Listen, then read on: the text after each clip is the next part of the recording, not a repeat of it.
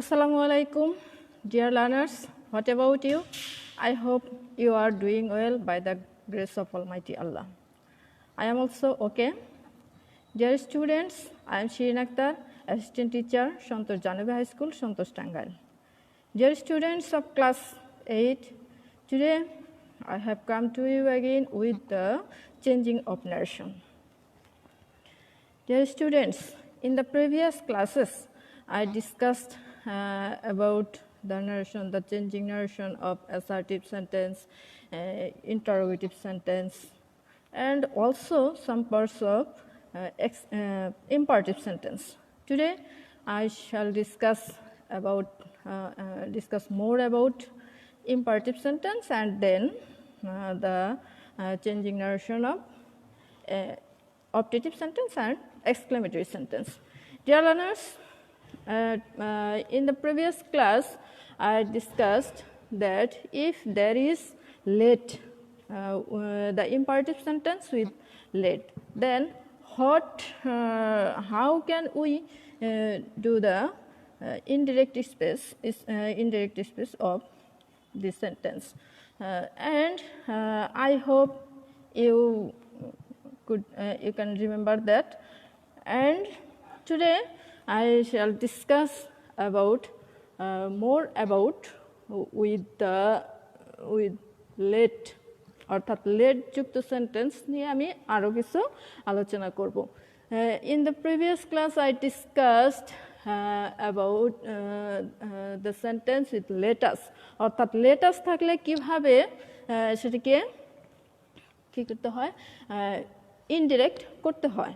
সেই ক্ষেত্রে আমরা কি করেছিলাম সাবজেক্টের পর সাজেস্ট অথবা propose then that then subject হিসেবে কি দে অথবা উই দেন শুড দেন মূল ভার্বের বেস ফর্ম থেকে শুরু করে বাক্যাংশ। এবং আজকে হচ্ছে লেট আস ব্যতীত যদি লেটের পরে আস ব্যতীত অন্য অবজেক্ট থাকে সেই ক্ষেত্রে আমরা কি করব, সেই ক্ষেত্রে দে অথবা উই আমরা সাবজেক্ট হিসেবে ব্যবহার না করে কি করব, সেই অবজেক্টটারই সাবজেক্টিভ রূপ বসাবো। যেমন এই যে লেটের পরে মি থাকলো, মি দ্বারা কাকে বোঝানো হয়েছে সেটাই সেভাবে আমাকে এখানে চেঞ্জ করতে হবে। অর্থাৎ এক্ষেত্রে কি যে অ্যাজ ইউজুয়ালি আগের মতো যে লেটার যুক্ত যেরকম আমরা করেছিলাম ঠিক সেই ক্ষেত্রেও কি হবে, সাবজেক্টের পর কি হবে সাজেস্ট অথবা প্রপোজ, তারপরে দ্যাট দেন যে ক্ষেত্রে ওই ক্ষেত্রে আমরা কি ইউজ করেছিলাম we used they or we as subject, but in this case we will use the subject of the object after let, অর্থাৎ লেটের পরে যে অবজেক্ট আছে সেই অবজেক্টটাকে আমরা ব্যবহার করব সাবজেক্ট হিসেবে, অর্থাৎ সেই অবজেক্টটা দ্বারা কাকে বোঝানো হয়েছে তাকে আমরা এখানে ইউজ করব। তারপরে হচ্ছে আমরা ওখানে শুড ব্যবহার করেছিলাম, এখানে শুড ব্যবহার করা যায় তবে কি মাইট বি অ্যালাউড, সাবজেক্টের পরে কি মাইট বি অ্যালাউড এটা এই ব্যবহার করলে অনেক ভালো হয়, বেটার হয় আর কি। দেন তারপরে এক্ষেত্রে কি টু অ্যালাউডের পরে টু, আর আমরা জানি যে we know that present form of verb or base form of principal verb is used after to, অর্থাৎ টু ব্যবহার করলে তারপরে ভার্বের বেস ফর্ম, তারপরে আমাদের কি বাক্যাংশ। এখন তো আমি রুলসটা বললাম, এখন দেখো dear students try to do it as I say, অর্থাৎ আমি যেভাবে বলেছি সেভাবে তোমরা করার চেষ্টা করো। তাহলে কি এখানে the police officer said to Mita, তাহলে according to my rules here the police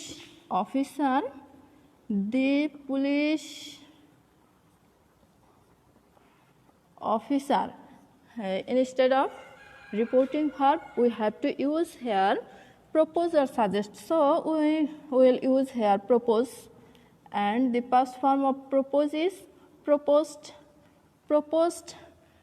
to Mita. Then we have to use that.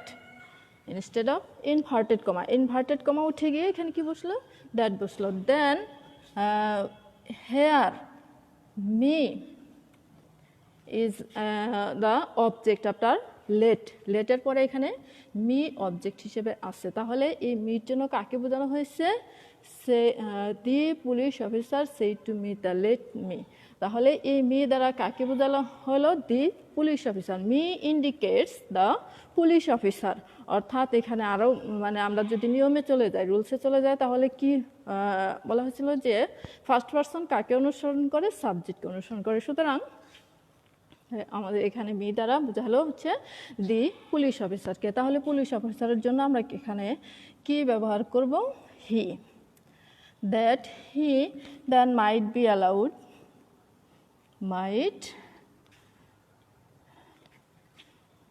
be allowed to then আমাদের প্রিন্সিপাল ভার্ব হচ্ছে record might be allowed to record a complaint so our indirect narration is the police officer proposed to Mita that he might be allowed to record a complaint. Then our next example is similar. আমাদের পরের এক্সাম্পলটা হচ্ছে একই রকমের অর্থাৎ এই ক্ষেত্রে আমি আশা করি যে তোমরা এটা করতে পারবে Here Fahima said let him write an email তাহলে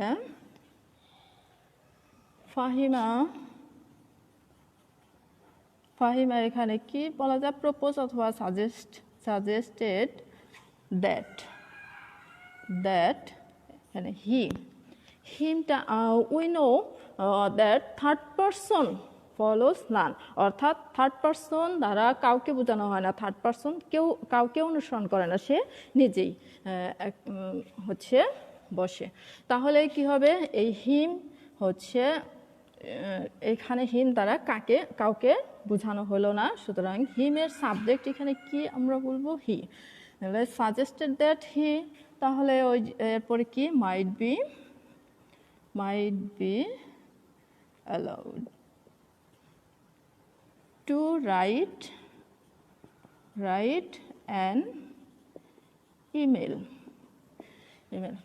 so our indirect speech is Fahima suggested that he might be allowed to write an email. Then our next example is the stranger said to the man, brother, please show me the way to the nearest hotel. Here এখানে কি করা হয়েছে ভাই বলে সম্বোধন করা হয়েছে অর্থাৎ লোকটিকে সে ভাই বলে সম্বোধন করছে যদি এরকম থাকে তাহলে এরকম অ্যাড্রেস করা থাকে তাহলে আমাদের কি করতে হবে we have to use addressing as usual at first we have to use addressing as then we have to do it into indirect speech according to the rules of imperative sentence অর্থাৎ আগে আমরা যেভাবে করেছি imperative sentence বা অন্য কোনো ধরনের sentence হলে সেই সেন্টেন্স নিয়ম অনুসারে আমরা করব শুধু অ্যাড্রেস করার জন্য আমাদেরকে কি ব্যবহার করতে হবে প্রথমে কি অ্যাড্রেসিং as তাহলে কি বলা যায় প্রথমেই অ্যাড্রেসিং as তাহলে কি বলে সম্বোধন কর অ্যাড্রেসিং as এর পরে কি ব্যবহার করতে হবে after addressing as we have to use the address অর্থাৎ যে যা বলে সম্বোধন করা হলো সেই সম্বোধনটাই লিখতে হবে এখানে কি বলে সম্বোধন করা হচ্ছে ব্রাদার অ্যাড্রেসিং as brother দেন এই ব্রাদারটুকু থাকার জন্য আমাদেরকে এটুকু আমাকে কি করতে হলো বাড়তি ইউজ করতে হলো দেন আমরা যেভাবে করেছি অর্থাৎ এখানে please show me the way to the nearest hotel it is an imperative sentence so we have to do it according to the rules of the imperative sentence so here What indicates with please show me? এখানে please show me দ্বারা কি indicate করা হয়েছে? Request করা হয়েছে। সুতরাং এখানে কি করব আমরা? সেই রিপোর্টিং ভার্বের স্থলে instead of reporting verb we will use here request. তাহলে the addressing as brother, the stranger requested. Instead of said we have used here requested the man, requested the man, then base form of principal verb to show. Here me indicates the stranger. তাহলে stranger কাকে কি বোঝানো হবে এখানে? him. Show him the way to the nearest hotel. তাহলে কি addressing এর জন্য আমাকে এখানে কি ইউজ করতে হলো? Addressing as brother. এখানে যেহেতু ব্রাদার আছে, যদি এখানে সিস্টার থাকতো অথবা কি থাকতো, আঙ্কেল থাকতো, এভাবে আমরা অ্যাড্রেসিং অ্যাজ ওভাবে সিস্টার বা আঙ্কেল এভাবে ইউজ করতাম।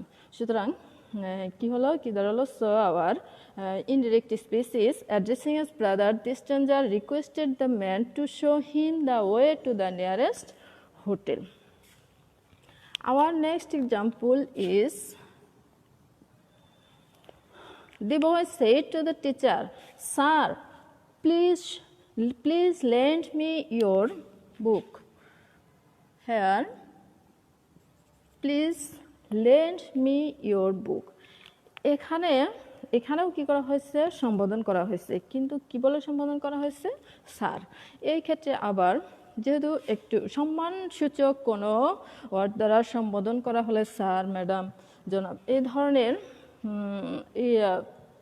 ওয়ার্ড দ্বারা সম্বোধন করা হলে সেই ক্ষেত্রে আমরা কি করব?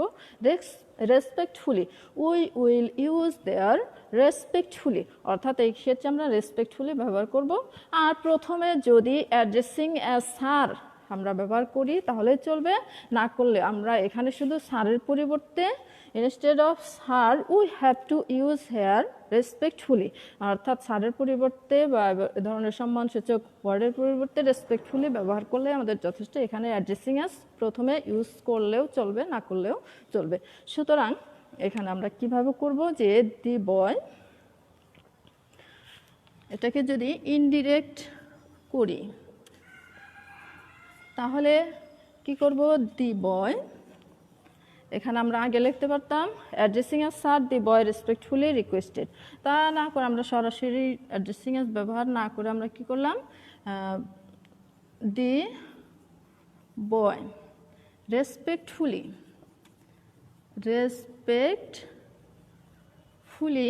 এখানে কি করা হয়েছে? এখানেও রিকোয়েস্ট করা হয়েছে। তাহলে respectfully requested the teacher, then we have to use here to. Then base form of principal verb to lend, here me indicates the boy. So এখানে him দ্বারা কাকে বোঝানো হয়েছে? বয়কে বোঝানো হয়েছে। him, lend him his. Your দ্বারা your indicates the teacher, so we have to use here his instead of teacher, his book. তাহলে his দ্বারা এখানে কাকে বোঝানো হলো? টিচারকে বোঝানো হলো। সুতরাং কি? so our indirect species, the boy respectfully requested the teacher to lend him his book. Dear students, this is about our the rules of imperative sentence, how to make it imperative sentence into indirect speech. Now I shall discuss about the changing of narration of optative sentence. তাহলে আমরা এখন কি সম্পর্কে আলোচনা করব, অর্থাৎ imperative sentence সম্পর্কে আমরা এর আগের ক্লাসেও অনেকটাই আলোচনা করেছিলাম এবং এই ক্লাসে বাকিটা আমাদের শেষ হলো। এখন হচ্ছে আমরা কি অপটেটিভ সেন্টেন্স সম্পর্কে আলোচনা করব, কিভাবে একটা অপটেটিভ সেন্টেন্সকে ডিরেক্ট থেকে ইনডিরেক্ট করতে হয়। Dear students, you know what is optative sentence? This sentence which express wish or pray is called optative sentence. So, I hope you can understand what will be used instead of reporting verb. যেহেতু এটি কি wish অথবা pray নির্দেশ করে, অর্থাৎ optative sentence কাকে বলা হয়, which express wish or pray, we call it optative sentence. So instead of reporting verb we have to use here wish or pray. অর্থাৎ এখানে কি ব্যবহার করব, রিপোর্টিং ভার্বের পরিবর্তে আমরা উইশ অথবা প্রে ব্যবহার করব। At first I am writing an example for you, then I will show you how to make it indirect. One, father said to me, may you shine in life. May you shine in life. এখানে কি বোঝানো হয়েছে যে father said to me may you shine in life, অর্থাৎ it is an optative sentence. এখানে তাহলে আমরা কি ব্যবহার করব, উইশ অথবা pray. Then we have to use, কি ব্যবহার করব, that. We have to use that instead of reporting verb. এখানে রিপোর্টিং ভার্বটা উঠে গিয়ে এর আগের সেন্টেন্সগুলোতে যেমন বিভিন্ন সেন্টেন্স আমরা বিভিন্ন, যেমন অ্যাসার্টিভ সেন্টেন্স আমরা কি ব্যবহার করছিলাম, দ্যাট। আবার ইন্টারোগেটিভ সেন্টেন্সে দ্যাট ব্যবহার না করে ইফ বা ওয়েদার অথবা ডাব্লিউএস কোশ্চেন থাকলে ওইটাই। এবং ইম্পারেটিভ সেন্টেন্সের ক্ষেত্রে আমরা কি ব্যবহার করলাম, টু ব্যবহার করলাম কোনো কোনো ক্ষেত্রে, অর্থাৎ মূল ভার্বের সাথে থাকলে টু ব্যবহার করলাম এবং অন্যান্য ক্ষেত্রে দ্যাটও ব্যবহার করেছি। এখন আবার এই সেন্টেন্সেও আমরা কি ব্যবহার করব, এই ক্ষেত্রে we will use here that instead of inverted comma. এখানে আমরা ইনভার্টেড কমা উঠিয়ে দিয়ে কি ব্যবহার করব, দ্যাট ব্যবহার করব। দেন দ্যাটের পরে কি হবে, অবশ্যই সাবজেক্ট হবে। যেহেতু কি করতে হবে এই সেন্টেন্সটিকে, we have to make it into assertive sentence. যেহেতু এই সেন্টেন্সটাকে কি করতে হবে, অ্যাসার্টিভ সেন্টেন্সে পরিণত করতে হবে, সুতরাং কি করতে হবে, অবশ্যই দ্যাটের পরে কি ব্যবহার করতে হবে, we have to use the subject. Then সাবজেক্টের পরে কি, may অথবা might. If the sentence is present, if the reporting verb is present tense, we have to use may, and if the reporting verb is past tense, we have to use might. So we have to use here may or might after subject. Then we know that this sentence will be turned into an assertive sentence. So according to this, I am writing, and I hope you will try to do this. Indirect. If we make it indirect, যে আমরা যদি এটাকে indirect করতে চাই, আমাদেরকে কিভাবে as follows, মানে এই নিয়ম অনুসরণ করে, যে নিয়মটা আমি বললাম সেটা অনুসরণ করে করতে হবে। কি বলেছিলাম, যে ফাদার, এখানে সাবজেক্ট কি আছে, father, then we have to use wish or pray instead of reporting verb. কি, ফাদার উইশড অথবা প্রেড। এখানে we will use prayed, then we have to use here that, prayed that. Father prayed that, then subject, here subject, which is subject, you. You indicates here me. So the subject of me is I. Prayed that I, then as it is past indefinite tense. Reporting verb is past indefinite tense. So we have to use here might instead of may. That I might. Then base form of principal verb. Here verb is shine. Then the rest of the sentence. Shine in life. So our indirect speech. The direct speech, father said to me, may you shine in life. And the indirect speech here is, father prayed that I might shine in life. I am giving more and more example for you, and I hope you will do it easily. You can do it easily. Our another sentence is, we said, long live our prime minister.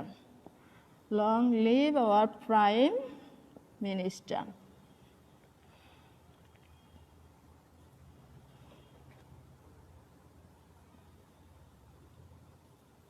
Long live our prime minister. Then the indirect speech of the sentence will be, we prayed. Instead of said, we have to use here prayed. Then that. We prayed that. Here the subject is our prime minister. This is the subject. So as it is third person and it will follow none.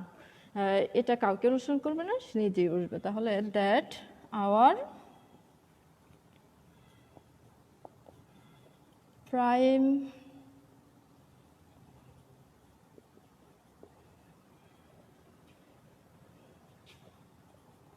minister might, our prime minister might live long. Live